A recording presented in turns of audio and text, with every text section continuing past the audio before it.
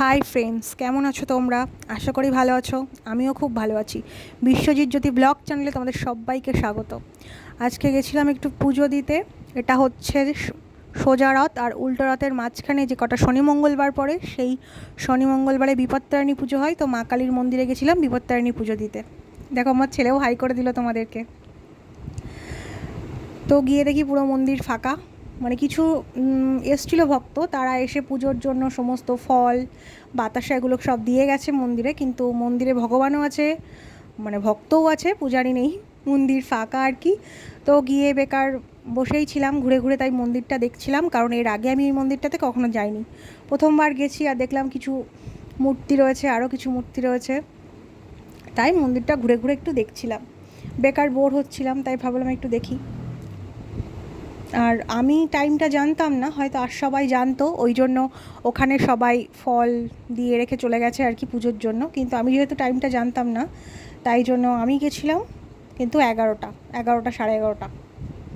আর পুজো শুরু হয়েছিল কিন্তু 2টোর সময়। দেখো, এটা এটা হলো ভিতর, এই হলো মায়ের মূর্তি, আর এটা হলো বাবা ভোলানাথ। আমার ছেলেও ঘুরে ঘুরে দেখছিল মন্দিরটা, যে কোথায় কি আছে না আছে। সাইডে অনেকটা জায়গা আছে ভক্তর বসার জন্য।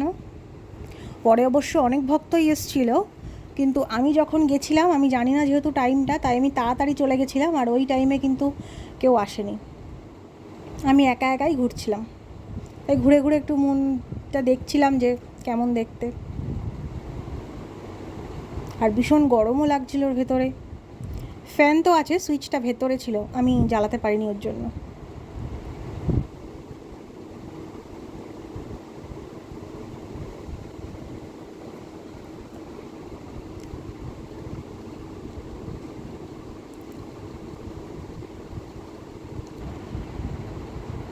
সকাল থেকে কিছু ভিডিও করতে পারিনি, পরেও হয়তো আর করতে পারবো না। দেখো, আমি কিন্তু 11:30টার সময় পৌঁছে গেছিলাম ওখানে। দেখো মায়ের মূর্তিটা কত সুন্দর, দেখেছো? ভীষণ মায়া জড়ানো মুখটা, খুব সুন্দর মায়ের মূর্তিটা।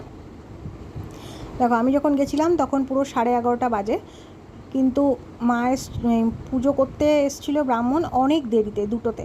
আর এখানে দেখো সবাই কিন্তু মোমবাতি দিয়ে গেছে, সেগুলো হাওয়াতে নিভে গেছে। তো আমার ছেলে আবার সেগুলোকে ধরিয়ে দিচ্ছিল, কিন্তু ওখানে হাওয়া থাকায় ও ধরাচ্ছে আবার লিভে যাচ্ছে। কিন্তু ও কিন্তু হাল ছাড়িনি, যতবার না জ্বলছিল ও ততবার জ্বালাচ্ছে। লাস্টে কী হলো দেখলে? লাস্টে কিন্তু দেখবা সব কটা মোমবাতি ধরে যাবে। তো এটাই দাঁড়ায় যে কোনো কাজ যদি একবারে না হয়, সেটা বারবার করতে হয়, আর বারবার করলে ঠিক হবে। দেখো, পরে কিন্তু আর নেভেনি। প্রথমবার লিভে যাচ্ছিল, কিন্তু পরে আর নেভেনি। যত কোনায় কোনায় মোমবাতি দেওয়া ছিল, কিন্তু সব কোনায় কোনায় গিয়ে গিয়ে মোমবাতিগুলো ধরাচ্ছিল। সব মোমবাতিগুলোই নিভে গেছিলো।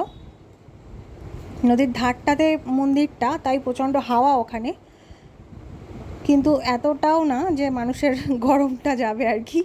তো এই দেখো সব মোমবাতিগুলো ও কিন্তু ধরিয়ে ধরিয়ে দিচ্ছিল।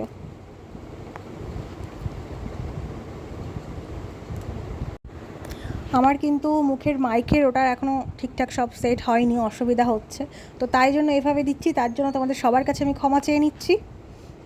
একটু ভালো করে পরিষ্কার করে বুঝো, কী আর করবো বলো। এখন ওগুলো হয়ে ওঠেনি, আস্তে আস্তে ঠিক করে ফেলবো। দেখেছো, এখনও কিন্তু মোমবাতিগুলো জ্বলছে। প্রথমে কিন্তু লিভে যাচ্ছিলো, এখন আর লিভছে না, এখন জ্বলছে। মানে মোমবাতিটা ওর কষ্টটা বুঝতে পেরেছে। আজকের মতো টাটা।